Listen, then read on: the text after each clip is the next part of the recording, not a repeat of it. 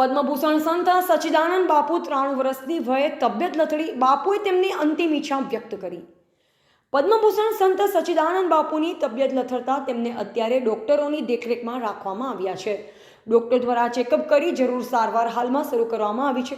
છેલ્લા 2 દિવસથી પદ્મભૂષણથી સન્માનિત સંત સચ્ચિદાનંદ બાપુની તબિયત સારી ન રહેવાથી સંતો મહંતો સહિત ભક્તોની ચિંતા વધી છે।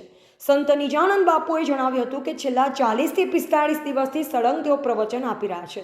અહીંથી ગરમી છે, વાયરલ ઇન્ફેક્શનના કારણે આજે સવારે તેમની તબિયત લથડી છે। તેમની ઉંમર 93 વર્ષ છે। હાલ પાલનપુર, થરાદ અને સુઈગામના ડોક્ટર્સ દ્વારા સંત સચ્ચિદાનંદ બાપુનું ચેકઅપ કરવામાં આવી રહ્યું છે।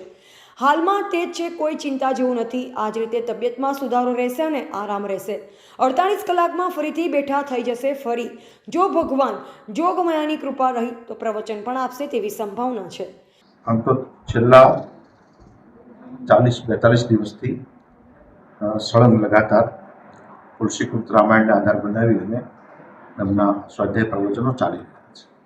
સાથે સાથે પૂજ્ય બાપુની ઉંમર પણ જે છે એ એકદમ ઢાળ પર છે। 94 વર્ષ ચાલી રહ્યું છે, 93 વર્ષ ચાલી રહ્યું છે અને અહીંયા ગરમી પણ છે, લૂ પણ છે, શરદીના અને કફના એવા છે, વાયરસ પણ છે, એટલે વાયરલ ઇન્ફેક્શન હોવાની પણ સંભાવનાઓ છે। પણ આજ સવારથી થોડી તબિયત બાપુની કથળી છે અને ખોરાક કે એવું એમણે હમણાં નથી લીધું, પણ લિક્વિડ સ્વરૂપે લઈ શકે છે, વાતો કરે છે, દરેક વસ્તુનું એમનું ધ્યાન છે।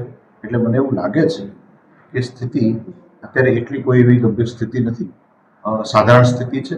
ડૉક્ટરોની ટીમ પણ અહીંયા આવી ગયેલી છે। અહીંયા સ્થાનિક જે થરાદ અને અહીંયા પીએચસી છે એમાંથી પણ છે, થરાદથી પણ છે અને એ બધા એમબીબીએસ ડૉક્ટરો પણ છે। એ બધાનું કહેવું એક જ મત થાય છે કે સ્થિતિ સામાન્ય છે અને જો વ્યવસ્થિત રીતે ટ્રીટમેન્ટ થશે અને આરામ જો થશે વ્યવસ્થિત તો 2 દિવસમાં પુનઃ પાછી જે તબિયત એમની છે એ કન્ટિન્યુ થઈ જશે, સ્થાપિત થઈ જશે। એટલે કોઈ એવો ગંભીર કે એવો ચિંતા જેવો કોઈ વિષય હાલ જણાતો નથી। હું એમની સાથે બાપુ સાથે વાત કરી ચૂક્યો છું અને આ સાથે એક વાત એડ કરી દઉં કે એમણે પોતાની ઈચ્છાઓ જે વ્યક્ત કરી છે, તો એ તો પહેલાં પણ એમણે ઈચ્છાઓ વ્યક્ત કરી છે કે એમની જ્યારે પણ એમનો દેહ પડે એટલે જ્યાં પણ પડે તો એમ કે મારા છેલ્લા સંસ્કાર છે એ અહીંયા લડેચી માતાના પ્રાંગણમાં થવા જોઈએ અને ફરી પાછી એમણે એ વાતનું ઉચ્ચારણ કર્યું છે, એ વાતને એમણે ફરી પાછી દોહરાવી છે।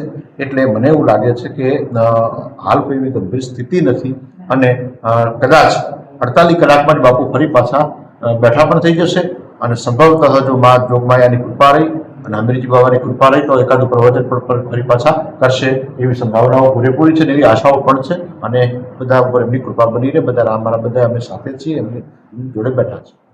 સંત નિજાનંદ બાપુએ કહ્યું હતું કે તેમને પહેલા પણ પોતાની અંતિમ ઈચ્છાઓ વ્યક્ત કરી હતી। અત્યારે ફરી એકવાર તેમણે ઈચ્છાઓનું ઉચ્ચારણ કર્યું, જેમાં નળેશ્વરી માતાના પ્રાંગણમાં છેલ્લા અંતિમ સંસ્કાર કરવાની વાત કરી। જો કે હાલમાં એવી કોઈ ચિંતા કરવા જેવી નથી। મેં તેમની સાથે વાત કરે છે, તેમને બધું ધ્યાન છે। સચ્ચિદાનંદ બાપુની તબિયત વિશે વાત કરતા ભાજપના અગ્રણી અને રાજપૂત સમાજના આગેવાન ડીડી રાજપૂતે જણાવ્યું હતું કે બાપુને આ વિસ્તાર પણ ખૂબ જ ભાવ છે અને પ્રેમ છે। છેલ્લા 2 દિવસથી બાપુની તબિયત નરમ હતી। આજે સવારે વધુ તબિયત નરમ થઈ હતી, જેથી અલગ અલગ ડૉક્ટર બોલાવી આવ્યા છે, જેમાં થરાદ, પાલનપુર, સુઈગામ ડૉક્ટરની ટીમ આવી ચેકઅપ કર્યું હતું। પરમ પૂજ્ય સંત શ્રી પદ્મવિભૂષણ સ્વામી સચ્ચિદાનંદજી મહારાજ છેલ્લા 1.5 મહિનાથી અહીં સુઈગામ ભગવાન શ્રીના મહાદેવજીના સાનિધ્યમાં સતત લોકોને કથાનો રસપાન કરાવી રહ્યા છે। આપ સૌ જાણો છો, સચ્ચિદાનંદજી મહારાજને આ વિસ્તાર પર ખૂબ જ ભાવ અને પ્રેમ છે। છેલ્લા 2 દિવસથી થોડી બાપુની તબિયત નરમ હતી। આજે સવારે થોડી તબિયત વધુ નરમ થતાં અલગ અલગ જગ્યાએથી ડૉક્ટરોની ટીમો બોલાવી અને તપાસ કરાવી। તપાસના અંતે ડૉક્ટરોના કહેવા મુજબ અત્યારે બાપુની તબિયત સારી છે। થરાદથી પણ મેડિકલ ટીમ આવી હતી, પાલનપુરથી પણ આવી હતી, સુઈગામ પ્રોપરની પણ ટીમ આવી હતી। દરેકે બાપુની સારવાર કરી છે અને અત્યારે બાપુની તબિયત ખૂબ સારી છે।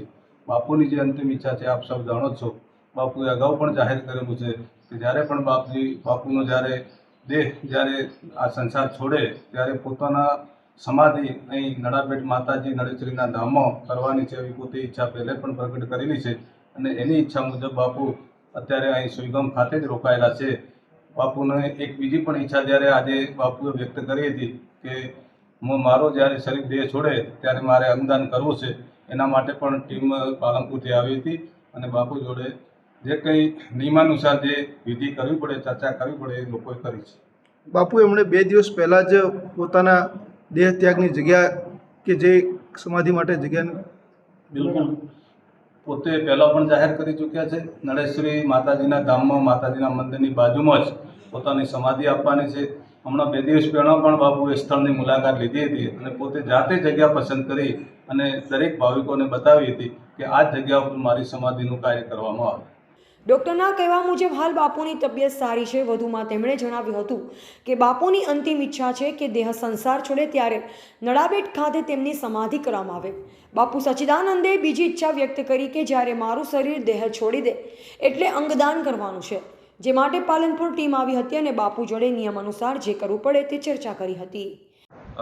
આજે માનનીય શ્રી સચ્ચિદાનંદ મહારાજના ત્યાં અમે પધાર્યા છીએ. બનાસ મેડિકલ કોલેજ દ્વારા ડૉક્ટરોની ટીમ આવી છે.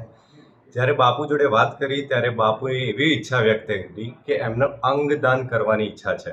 બરાબર, બાપુની તો એવી જ ઈચ્છા હતી કે જીવતા જીવ અંગદાન કરી દે, પણ આપણા અમુક કાયદાકીય નિયમોના કારણે આપણે એ કરી શકીએ એમ નથી.